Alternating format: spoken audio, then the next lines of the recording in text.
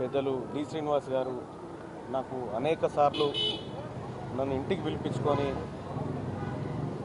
నీ వాయిస్ ఆ తర్వాత నువ్వు చేసే కార్యక్రమాలు బాగుంటాయి మల్లన్న, నువ్వు ఎప్పటికైనా ప్రజాక్షేత్రంలోకి రావాలి అని కోరుకున్నటువంటి వ్యక్తి. అలాగే ఇటీవల కాలంలో జరిగినటువంటి ఎన్నికల్లో కూడా ఆయన సూచనలు, ఆయన సలహాలు అన్నీ తీసుకొని ఎన్నికల్లో ముందుకు పోవడం జరిగింది.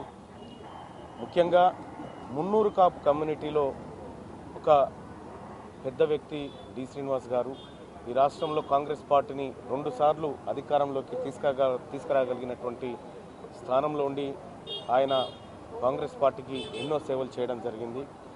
ఒక రకంగా మున్నూరు కాపు జాతి తెలంగాణ రాష్ట్రంలో మున్నూరు కాపు జాతి అంతా ఇవాళ శోకసంద్రంలో ఉంది. ఒక పెద్ద దిక్కును కోల్పోయాం. వాస్తవానికి కూడా ప్రభుత్వం కూడా అధికారిక లాంఛనాలతో ఆయన అంత్యక్రియలు నిర్వహించే దిశగా ప్రయత్నాలు చేస్తూ ఉంది. తప్పకుండా చేస్తామని చెప్పి ప్రభుత్వం తరఫున కూడా మేము రిక్వెస్ట్ చేస్తూ ఉన్నాం ప్రభుత్వాన్ని, ముఖ్యమంత్రి గారిని. సో ఏదేమైనప్పటికీ ఇదొక బాధాకరమైనటువంటి దినంగా